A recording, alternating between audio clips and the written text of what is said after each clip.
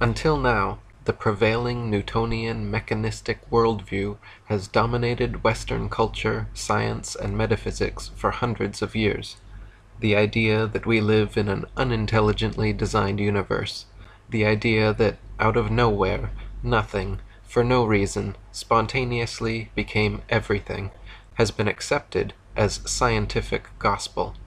This atheistic, nihilistic, purely materialistic paradigm presented by believers of Big Bang evolution, however, cannot explain the multitude of non-physical, non-local findings in quantum mechanics.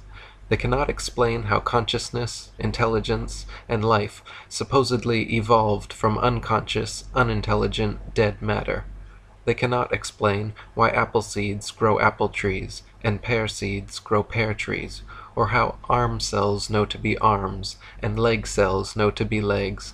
They cannot explain the holographic universe or morphogenic fields, the placebo effect, psychoneuroimmunology, acupuncture, the aura, chi or remote healing, telepathy, psychokinesis, clairvoyance, precognition, and the entirety of psi-science. They cannot explain out-of-body or near-death experiences, ghosts, entheogens, the soul, the spirit world, or reincarnation. Adrian Cooper wrote, "Although the true nature of the universe has been known and taught throughout the ages by many and varied sources throughout the world, all of which are highly consistent and in broad agreement, it is also now being substantiated by the work of modern quantum physics, and increasingly by other branches of the sciences as well.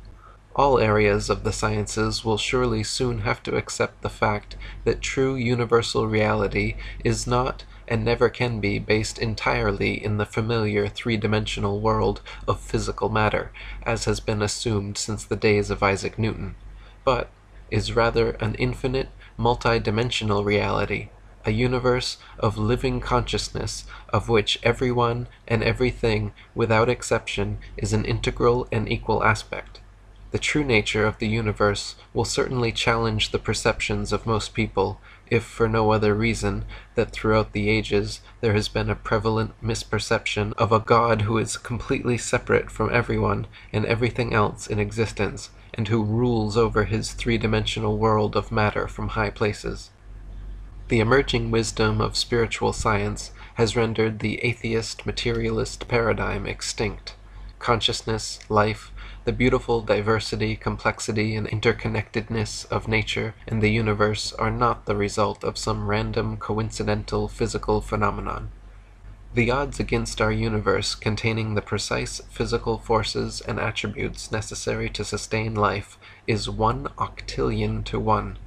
In other words, there is only a 1 in 1 octillion chance that the universe was unintelligently designed. So if there is an intelligent designer, a creative force beyond all space, time, and matter, what are the properties of this entity? Theologists and metaphysicians throughout history have agreed that this intelligent creative force must by definition be all-knowing, omniscient, all-powerful, omnipotent, and all-present, omnipresent. Furthermore, by definition, if God, an omniscient, omnipotent, omnipresent being, exists, then we all must be a part of it. In my Asbestos Head book, I wrote, "Either God is causal, singular, and separate, an outside entity somehow responsible for his own existence, the creation of the universe, and the creation of other beings to recognize him, or existence is non-causal, plural, parts and whole of all that is, with nothing outside us, because we are all infinite, self-reflexive pieces of God, interacting, changing, acting out eternity." Many people are happy to accept the notion that God is some external entity like a bearded white man in the clouds who created us and watches over the universe like a cosmic fishbowl. Others are happy to accept that there is no God and the universe, consciousness, life, matter, space, and time are all the result of a random, spontaneous Big Bang accident. Personally, neither of these ideas have ever resonated with me, and both are relatively modern. If instead we consult the most ancient culture and the oldest texts in recorded history, the Indian Vedas, a very different story presents itself.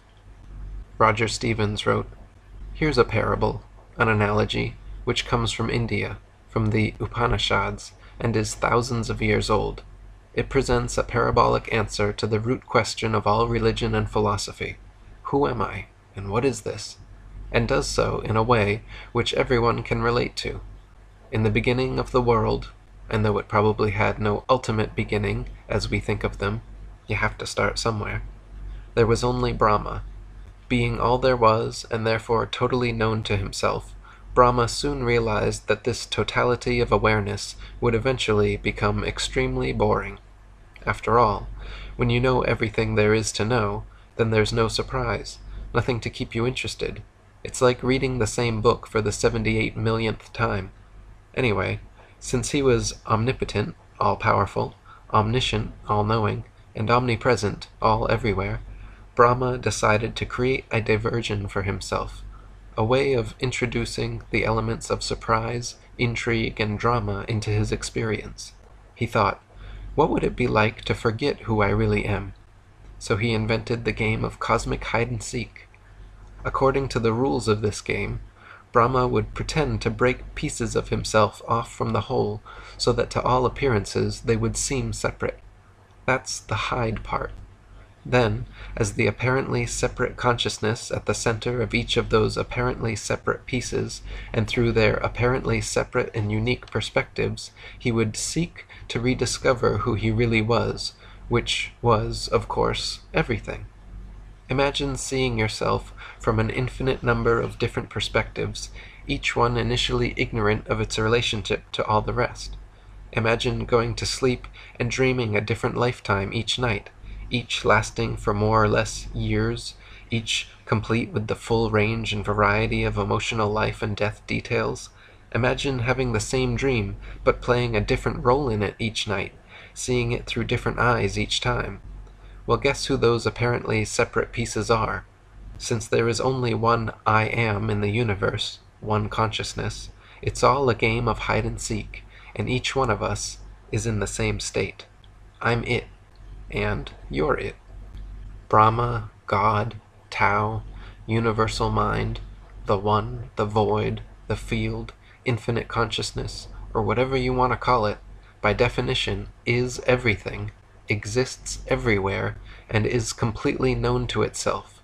Try to picture, if that was your reality, what would you do with your existence? What can you do with your existence as an omnipotent, omniscient omnipresence with nothing unknown or outside yourself? There really is only one possibility.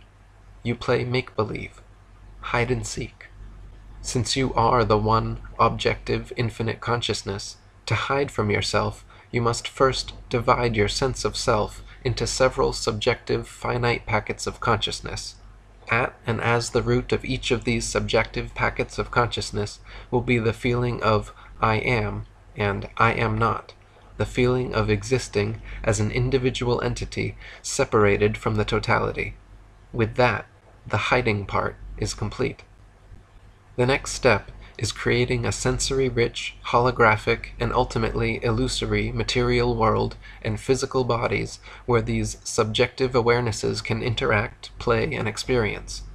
To best accommodate this, since God is a singularity, the material world must be a world of duality, a world of polar opposites, where each soul, each individuated facet of God, may experience the heights, depths, and breadth of possibility, so there must exist both good and evil, male and female, positive and negative, pleasure and pain, birth and death, inhale and exhale, black and white, dark and light, day and night, sun and moon, yin and yang, intelligence and ignorance, and so on and so forth.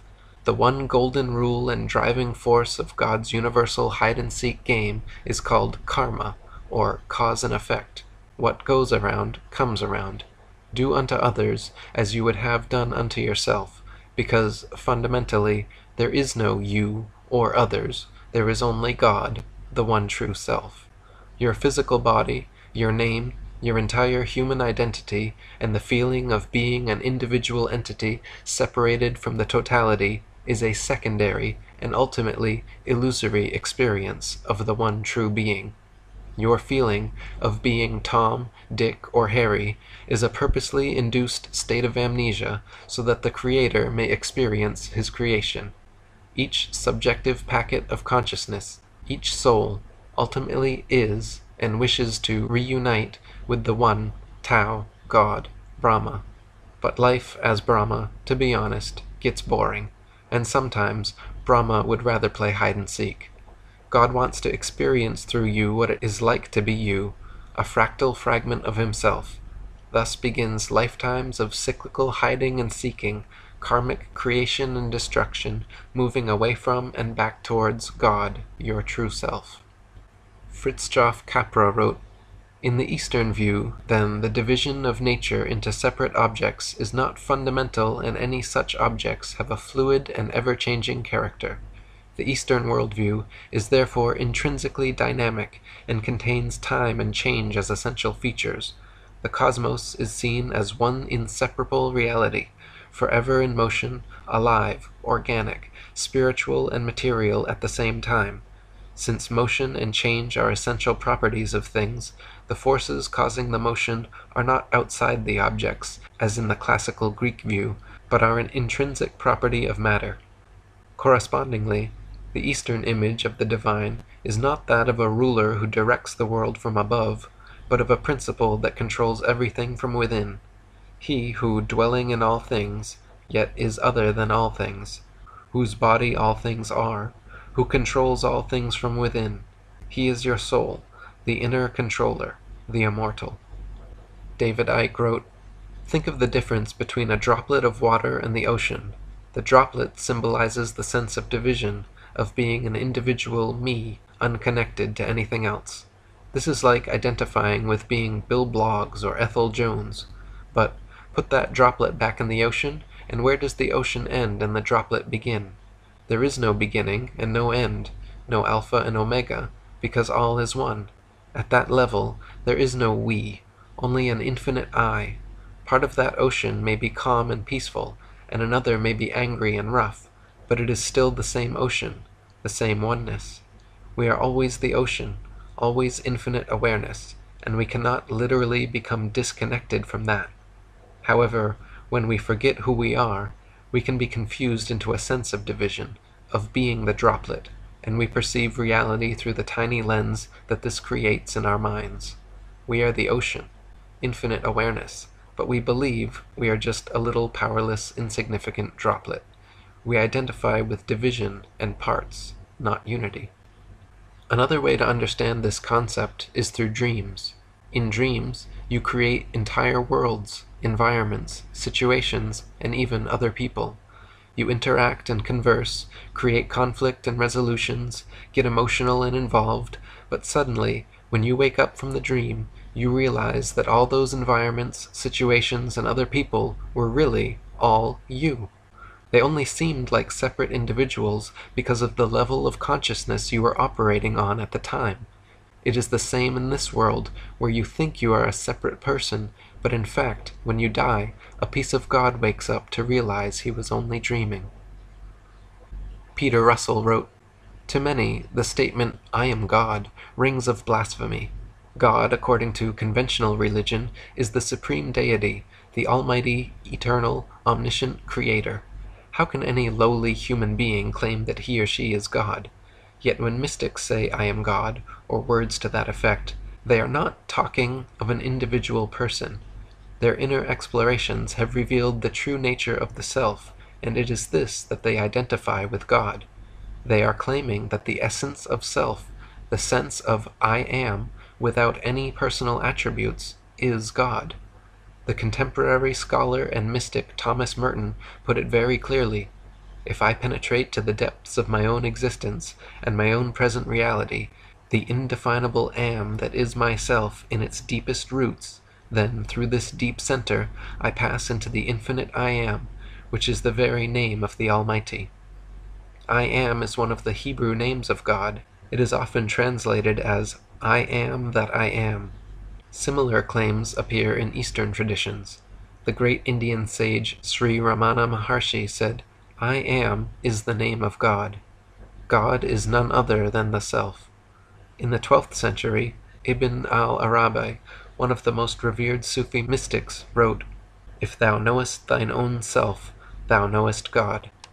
Shankara, the 8th century Indian saint, whose insights revitalized Hindu teachings, said of his own enlightenment, "I am Brahman.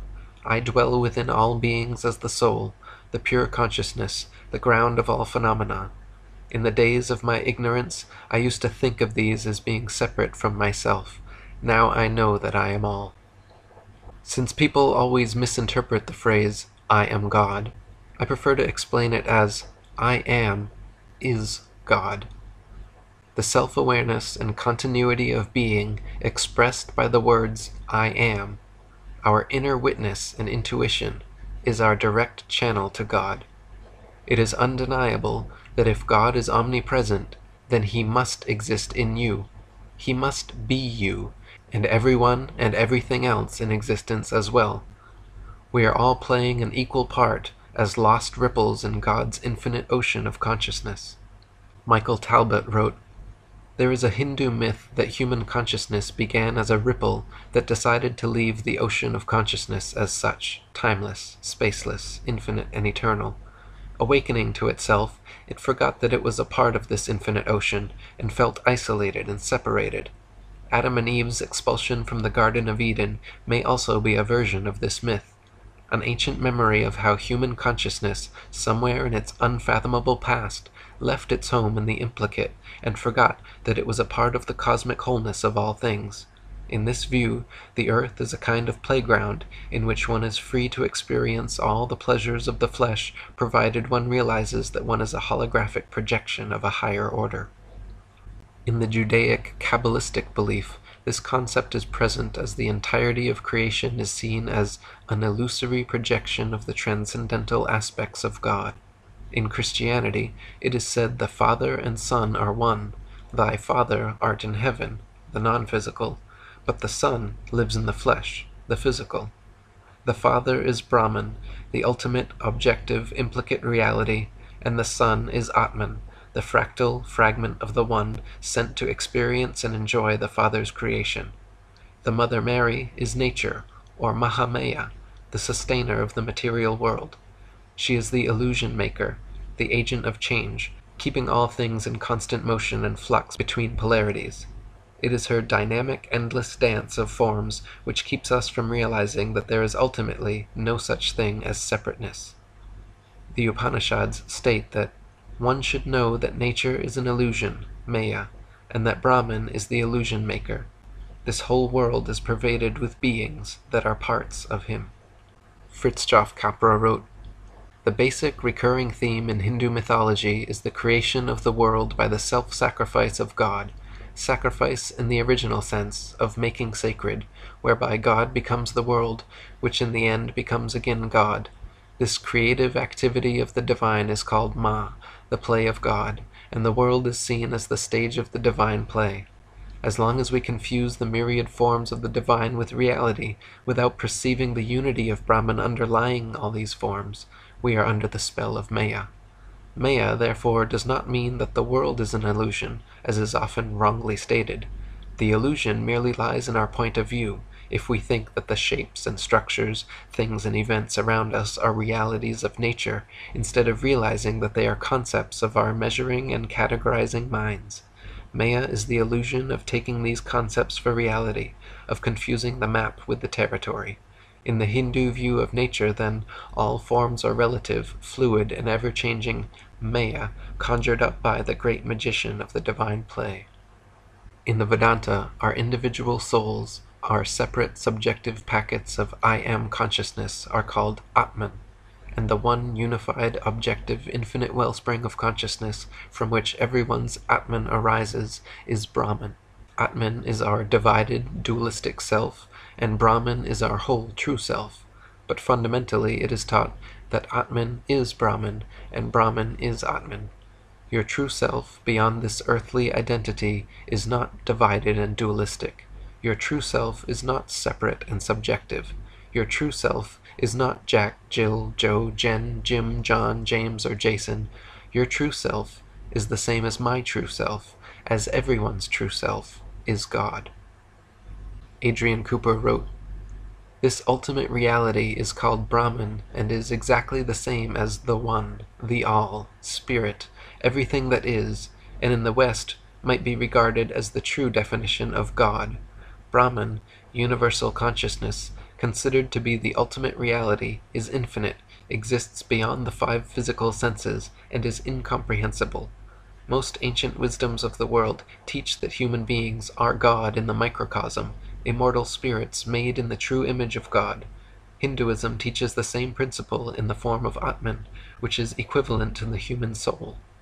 The Hindu culture teaches Atman and Brahman, the individual reality and the ultimate reality, are one."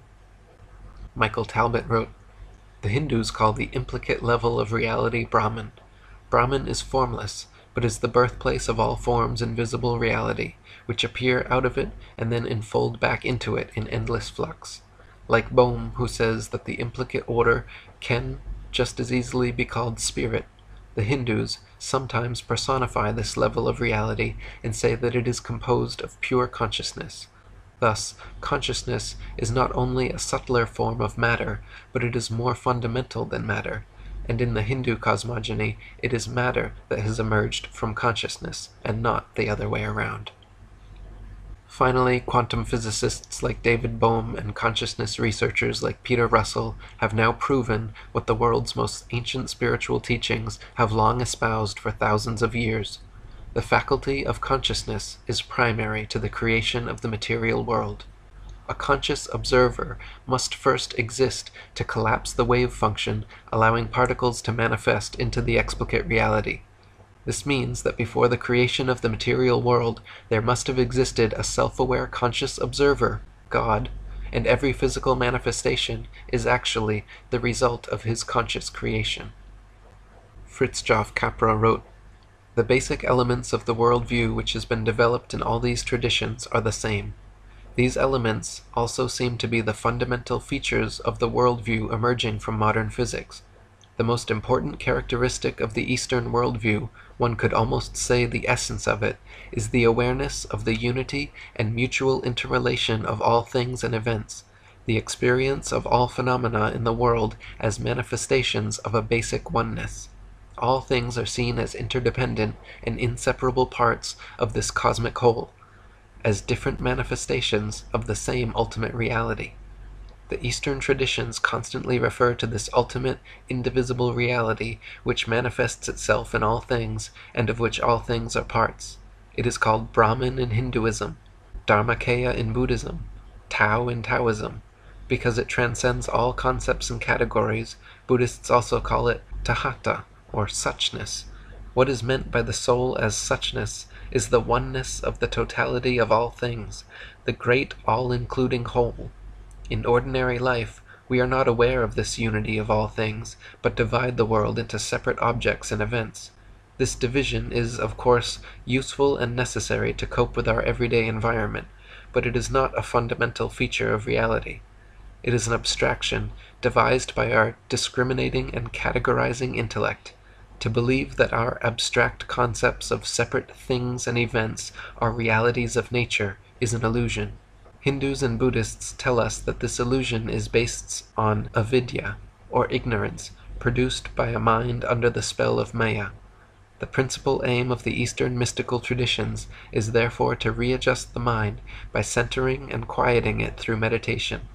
The Sanskrit term for meditation, samadhi, means literally mental equilibrium. It refers to the balanced and tranquil state of mind in which the basic unity of the universe is experienced. Entering into the samadhi of purity, one obtains penetrating insight that enables one to become conscious of the absolute oneness of the universe."